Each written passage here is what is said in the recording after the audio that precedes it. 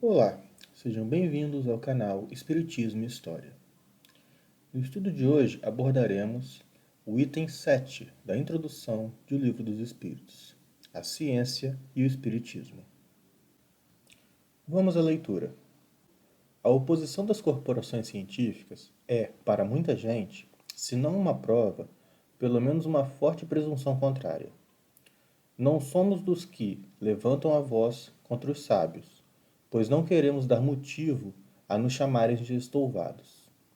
Temo-los, pelo contrário, em grande estima, e ficaríamos muito honrados se fôssemos contados entre eles. Entretanto, sua opinião não poderia representar, em todas as circunstâncias, um julgamento irrevogável. Podemos observar que ocorreu com Kardec a codificação o que sempre ocorreu ao longo da história, perante as descobertas científicas. Elas não raro despertavam a incredulidade e, por que não, a repulsa ante ao que as teorias vigentes consideravam absurdo.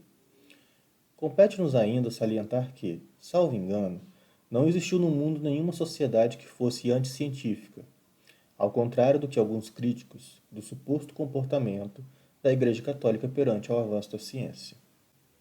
Em que pese a influência dos dogmas religiosos nas opiniões dos líderes da Igreja, insta salientar que as principais universidades, se não a totalidade delas, a grande maioria dos cientistas e filósofos tinham alguma relação com a Igreja Católica.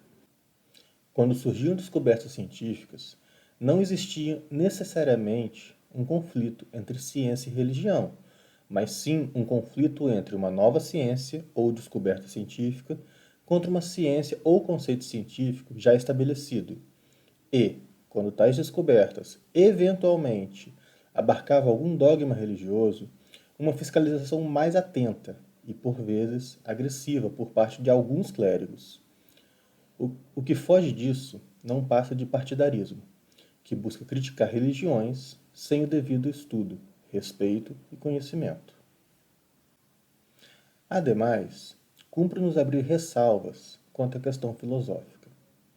Após a queda do Império Romano, que tinha maior aceitação de novas civilizações e crenças dentro de seu panteão, as novas denominações filosóficas, que contrariavam os dogmas da Igreja Católica, ou mesmo as novas interpretações religiosas, como o caso da Reforma Protestante e mesmo com a doutrina espírita, sofreram com ofensivas mais ostensivas e, não raro, violentas, por parte dos representantes da Igreja, especialmente na França e na Espanha.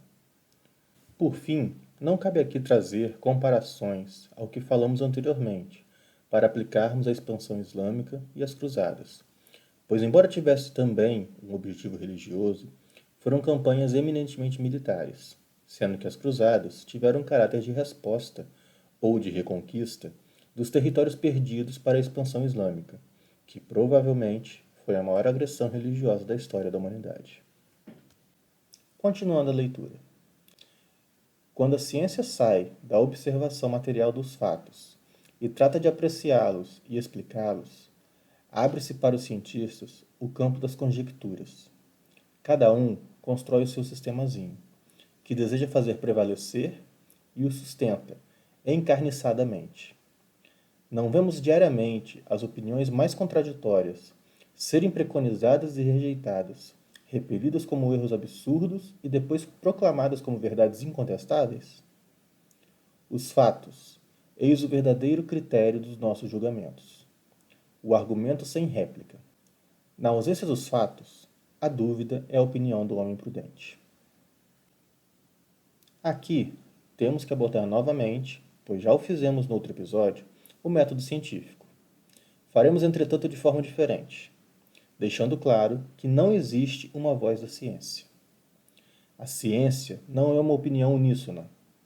Em verdade, quando surge uma opinião incontestável, é que estamos diante da negação da ciência. Como Kardec bem disse, abre aspas, a dúvida é a opinião do homem prudente, fecha aspas. É na dúvida que a ciência e a humanidade progridem. Quando somos assaltados por temas que não podem ser discutidos ou questionados, e por verdades que são tomadas por absolutas, é que nos aproximamos do obscurantismo científico. visto que somos deliberadamente impedidos de pensar e investigar novos conceitos. Continuando a leitura. No tocante às coisas evidentes, a opinião dos sábios é justamente digna de fé, porque eles as conhecem mais e melhor que o vulgo. Mas no tocante aos princípios novos, a coisas desconhecidas, a sua maneira de ver não é mais do que hipotética, porque eles não são mais livres de preconceitos que os outros. Direi mesmo que o sábio terá, talvez, mais preconceitos que qualquer outro, pois uma propensão natural o leva a tudo subordinar ao ponto de vista de sua especialidade. O matemático não vê nenhuma espécie de prova senão através de uma demonstração algébrica. O químico relaciona tudo com a ação dos elementos, e assim por diante. Todo homem que se dedica a uma especialidade escraviza a ela as suas ideias. Afastai-o do assunto e ele quase sempre se confundirá, porque deseja tudo submeter ao seu modo de ver. É esta uma consequência da fragilidade humana. Consultarei, portanto, de bom grado e com absoluta confiança um químico sobre uma questão de análise, um físico sobre uma força elétrica, um mecânico sobre a força motriz.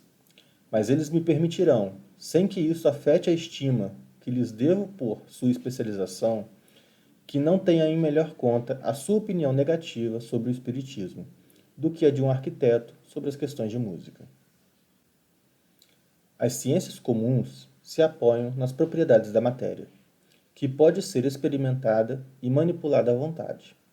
Os fenômenos espíritas se apoiam na ação de inteligências que têm vontade própria e nos provam, a todo instante, não estarem submetidas ao nosso capricho. As observações, portanto, não podem ser feitas da mesma maneira, num e noutro caso.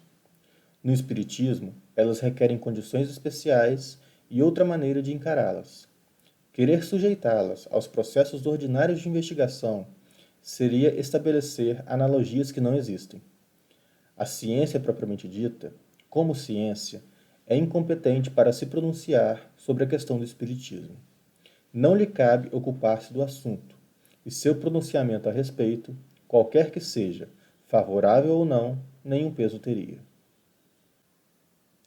Podemos observar que, apesar da cautela e respeito que Kardec já demonstra em seu texto pela ciência e pelos cientistas, é preciso reforçar aqui que em nenhum momento, ao falar que, abre aspas, a ciência propriamente dita, como ciência, é incompetente para se pronunciar sobre a questão do espiritismo, fecha aspas, ocorreu qualquer desrespeito ou diminuição da importância da ciência.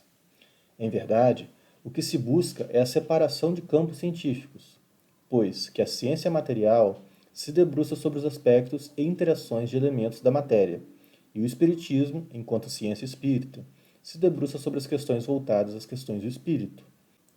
Das inteligências que, tendo sobrevivido à morte do corpo material, se comunicavam e ainda se comunicam com os homens encarnados. Voltemos à leitura. O espiritismo é o resultado de uma confecção pessoal que os sábios podem ter como indivíduos, independente de sua condição de sábios. Querer, porém, deferir a questão à ciência seria o mesmo que entregar a uma assembleia de físicos ou astrônomos a solução do problema da existência da alma. Com efeito, o espiritismo repousa inteiramente sobre a existência da alma e seu estado após a morte. Ora, é supinamente lógico pensar que um homem deve ser grande psicólogo pelo simples fato de ser grande matemático ou grande anatomista. O anatomista, dissecando o corpo humano, procura a alma, e porque não a encontra com seu bisturi, como se encontrasse um nervo, ou porque não a vê evular como um gás, conclui que ela não existe. Isto em razão de colocar-se num ponto de vista exclusivamente material. Segue-se daí que ele esteja com a razão contra a opinião universal? Não. Vê-se, portanto, que o espiritismo não é da alçada da ciência. Quando as crenças espíritas estiverem vulgarizadas, quando forem aceitas pelas massas, o que, a julgar pela rapidez com que se propagam, não estaria muito longe, dar-se-á com elas o que se tem dado com todas as ideias novas que encontraram oposição. Os sábios se renderão à evidência. Eles as aceitarão individualmente, pela força das circunstâncias. Até que isso aconteça, seria inoportuno desviá-los de seus trabalhos especiais para constrangê-los a ocupar-se de coisa estranha, que não está nas suas atribuições nem nos seus programas. Enquanto isso, os que, sem estudo prévio e aprofundado da questão, pronunciam-se pela negativa e zombam dos que não concordam com sua opinião, esquecem que o mesmo aconteceu com a maioria das grandes descobertas que honram a humanidade. Arriscam-se a ver seus nomes aumentando a lista dos ilustres negadores das ideias novas, inscritos ao lado dos membros da douta Assembleia que, em 1752, recebeu com estrondosa gargalhada o relatório de Franklin sobre para-raios, julgando-o indigno de figurar entre as comunicações da pauta, e daquela outra que fez a França perder as vantagens da navegação a vapor ao declarar o sistema de Fulton um sonho impraticável. Não obstante, eram questões de alçada ciência. Se essas assembleias, que contavam com os maiores sábios do mundo, só tiveram zombaria e sarcasmo para as ideias que ainda não compreendiam e que alguns anos mais tarde deviam revolucionar a ciência, os costumes e a indústria, como esperar que uma questão estranha aos seus trabalhos possa ser melhor aceita?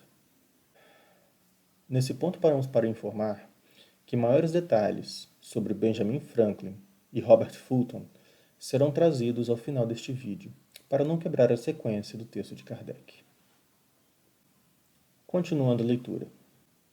Esses erros lamentáveis não tirariam aos sábios, entretanto, os títulos com que, noutros assuntos, conquistam o nosso respeito. Mas é necessário um diploma oficial para se ter bom senso? E fora das cátedras acadêmicas, não haverá mais do que tolos e imbecis? Basta olhar para os adeptos da doutrina espírita, para se ver se entre eles só existem ignorantes e se o número imenso de homens de mérito que a abraçam permite que a releguemos ao rol das simples crendices. O caráter e o saber desses homens autorizam-nos a dizer, pois se eles o afirmam, deve pelo menos haver alguma coisa. Repetimos ainda que se os fatos de que nos ocupamos estivessem reduzidos ao movimento mecânico dos corpos, a pesquisa da causa física do fenômeno seria do domínio da ciência. Mas desde que se trata de uma manifestação fora do domínio das leis humanas, escapa à competência da ciência material, porque não pode ser explicada por números, nem por forças mecânicas. Quando surge um fato novo, que não se enquadra em nenhuma ciência conhecida, o sábio, para estudá-lo, deve fazer uma abstração de sua ciência e dizer a si mesmo que se trata de um estudo novo, que não pode ser feito com ideias pré-concebidas. O homem que considera a sua razão infalível está bem próximo do erro. Mesmo aqueles que têm as mais falsas ideias apoiam-se na própria razão, e é por isso que rejeitam tudo quanto lhes parece impossível. Os que ontem repeliram as admiráveis descobertas de que a humanidade hoje se orgulha, apelaram a esse juiz para rejeitá-las. Aquilo que chamamos razão é quase sempre o orgulho mascarado, e quem quer que se julgue infalível coloca-se como igual a Deus. Dirigimo-nos, portanto, aos que são bastante ponderados para duvidar do que não viram, e julgando o futuro pelo passado, não acreditam que o homem tenha chegado ao apogeu, nem que a natureza lhes tenha virado a última página de seu livro. Antes de adentrarmos na conclusão desse estudo, precisamos nos ater a uma afirmação que Kardec faz nesse item ao dizer que, abre aspas, quando as crenças espíritas estiverem vulgarizadas, quando forem aceitas pelas massas, o que, a julgar pela rapidez com que se propagam, não estaria muito longe, fecha aspas.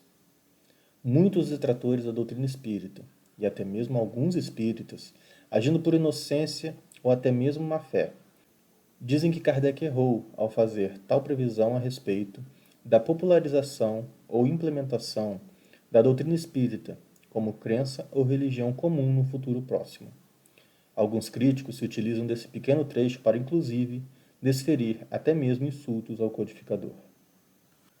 A esse respeito, preliminarmente, nos importa afirmar que Kardec não precisa de advogados, pois sua obra o faz por si mesma.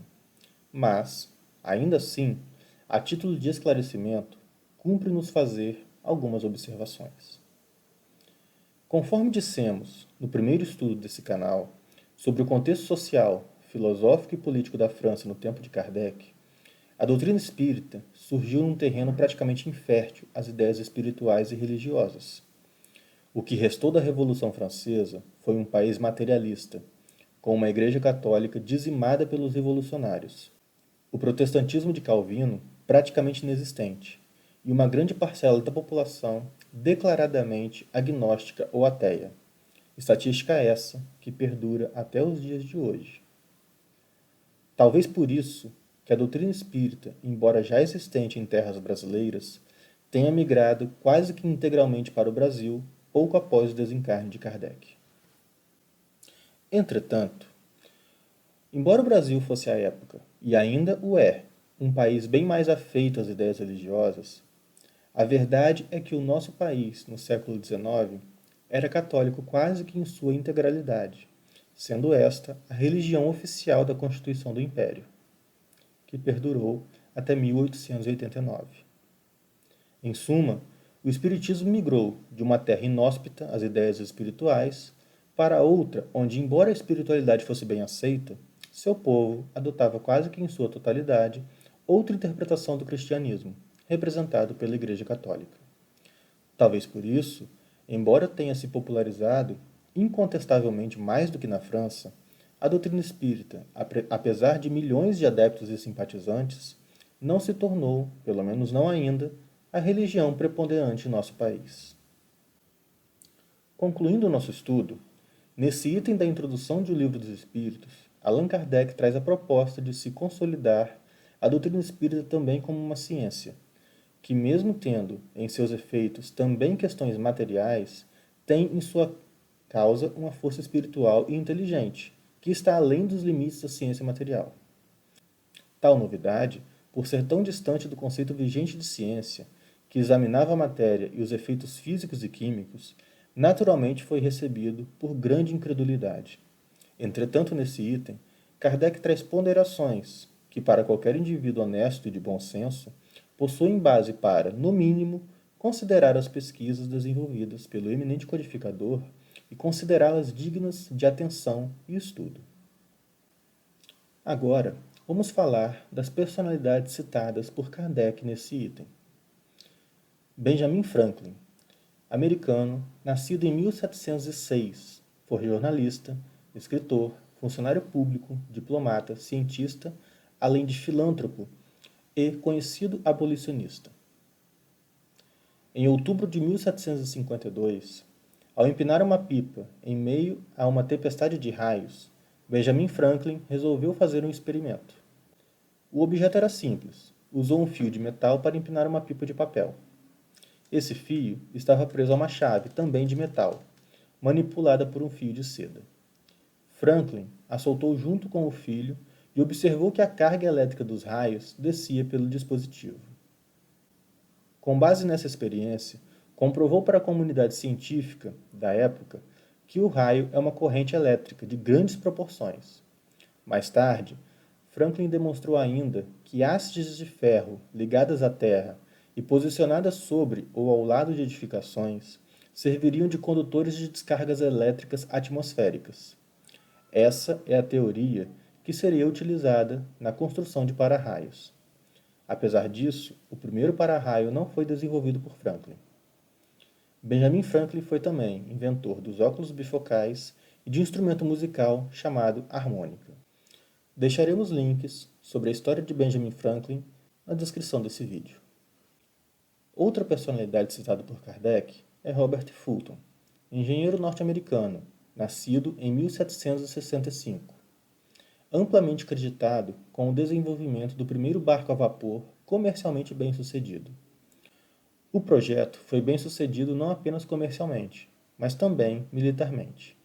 Em 1805, um submarino desenvolvido por Fulton passou por baixo da calota polar do Ártico e em 1838, dois navios ingleses completariam a travessia do Atlântico, consolidando o início da era dos navios a vapor. Links sobre Robert Fulton e as suas descobertas estarão na descrição desse vídeo. Por fim, vamos falar de uma personalidade que não é citada por Kardec, mas cuja trajetória científica é bastante semelhante à de Benjamin Franklin. Václav Prokofiev, cânone tcheco nascido em 1698. Era teólogo, cientista natural, que na tentativa de impedir os danos causados por raios nas tempestades, descobriu como pontas metálicas podem atrair e descarregar mais rapidamente que os outros materiais. Com essa descoberta, teria construído o primeiro para-raios da história, em 1754, 6 anos antes de Benjamin Franklin. Václav foi também, em 1753, o inventor do primeiro instrumento musical que envolvia eletricidade, o qual chamou de Denis d'Or.